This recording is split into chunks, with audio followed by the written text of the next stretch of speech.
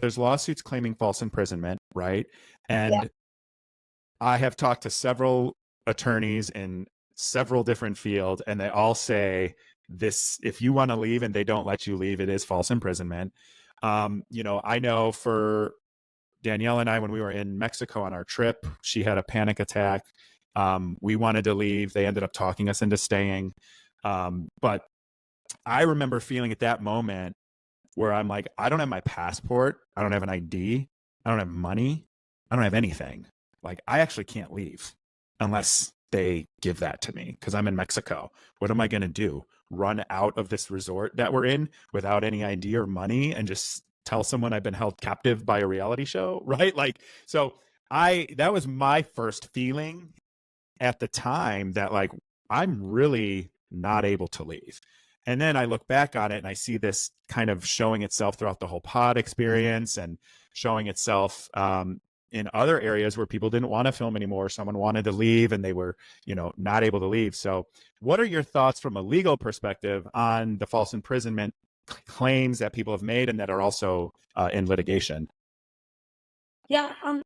The thing about feeling imprisoned when it comes to false imprisonment in a civil action is that, like, a big part of it is the perception. And what you're describing is that they kind of create a perception for you by taking all those things that, would connect you to the outside world, your passport, your ID.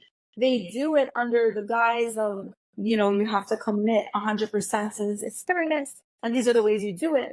But it also creates a sensation, and I'm sure a psychological state where you really have nowhere to go, because if someone really does take away, I'm just imagining for myself, if someone did take away my phone and my ID and I owe them a lot of money unless I have a really good reason for leaving, I'm not going to try to leave, but things can get ugly for me. I might be in a really bad state, but I, like you, I'm not risking that kind of money. I didn't grow up with that mindset where, like, okay, what's 50,000? No, that would be huge. So to me, when it comes to an allegation like that, it's all in the facts. It's fact specific. So when you bring in all those facts and the psychological state that you're in when all those things are taken away, I think there is a claim for false imprisonment. Now, I don't know if it will win, because that really probably depends on the situation of each person. And maybe, maybe they would bring in, hey, I didn't even have 50,000, and I certainly didn't have an emergency. I just didn't feel well mentally. I just couldn't handle it anymore. And so yeah, stop that you should have been able to go and you couldn't go, or you're made to feel like you had no place to go. That sounds like false imprisonment to me. That sounds like it to me. Yeah, I think so too.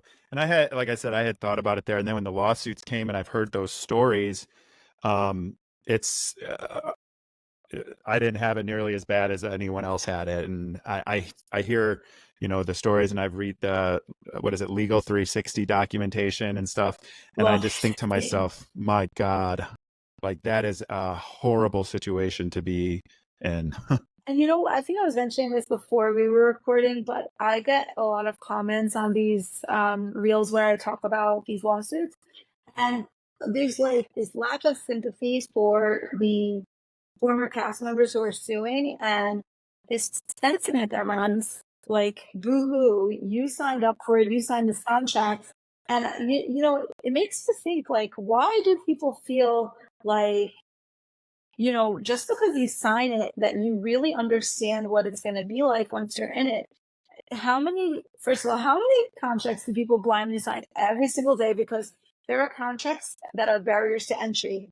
There's a contract that I sign on my phone if I want to use it, that I and click agree, because there's no No, don't agree. But okay, this is not the same, but I'm just no, saying, we're no, not you're all right. like, yeah, we're not all sitting here and combing through our contracts. So yes, you all do sign it, but it's conceivable that you signed something with one idea in mind, and you didn't know that once you started filming that the way things would truly be. You can't really predict how you're going to feel in a situation. You might say, here's my ID, my passport. Sure, no problem, because I'm excited to go. But then when you're dying to leave, where's my ID? Where's my passport? Like, you're no longer in the same mindset. So I just think that, like, people need to, I guess, humanize people who are on this show a little more. And you guys are just regular people. So to think that you're entering these contracts with a sophisticated mind, there's actually a concept when a contract is disputed in court. There's a concept of considering the sophistication of the parties that enter. So when two corporations enter a contract and then they fight over the terms, which happens all the time, they'll say, you're both sophisticated players. You know exactly what you're entering. We're going to give latitude to the words of the contract. But here you have one, regular person with no legal knowledge for the most part, and a very sophisticated party on the other end. And it's inherently an unfair scenario. Yeah, I completely agree. And I've said this 100 times, but until you go through it, you really don't know. Like you can sit here and say, "Oh, I would be fine filming 18 hours a day. I would be fine being locked in a hotel room without my passport or my autonomy or anything like that." But until you live it, you just really don't know it. And that begs, to me, what this does is it begs the question, and if you have thoughts on it, great. But, as I mentioned to you in our communication, like there are several NLRB charges claiming that reality cast members are misclassified as contractors instead of employees. And by doing that charge, and that's the National Labor Relations Board for anyone who's unfamiliar, the idea is that my concept from this, I should say, came from, can you actually contract away your legal labor rights? Can you contract away the laws that we have in this country around defamation? If this show misrepresents you and defames you, as they say in the contract they can do, can you really go against the laws that we've established in this country as a civilized group of people?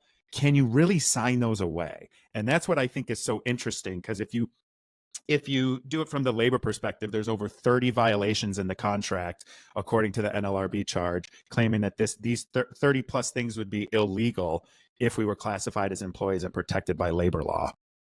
So Yeah, can you contract those things away, I guess, is my that's a good question. question. People in contracts and drafting contracts all the time try to draft away liability, even when there are laws that cover people.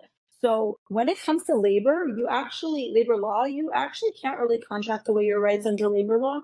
There are certain protections, particularly wage and hour laws, where it comes to overtime pay and minimum wage regulation, that even if the contract says you agree to a certain salary, when it is an employment contract, you can't really contract away. Like, you will still have a right to sue for unpaid wages.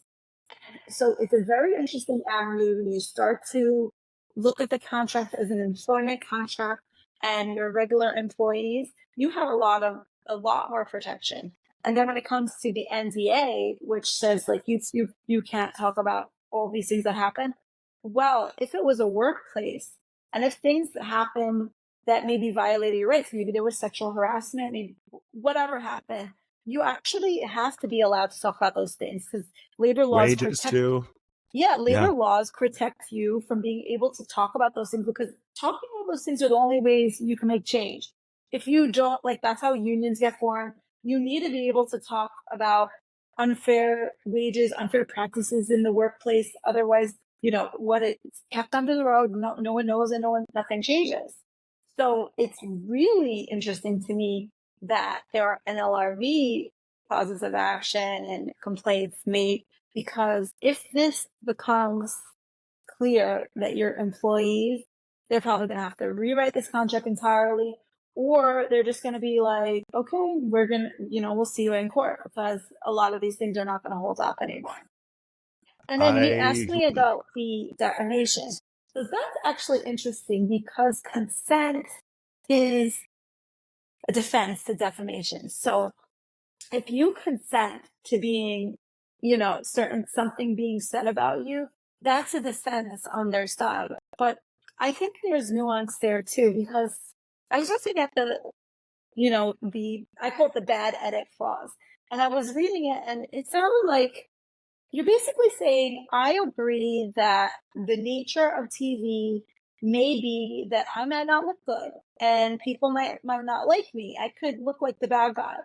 That's understandable. I think that that's an important clause to have in there because that's going to happen.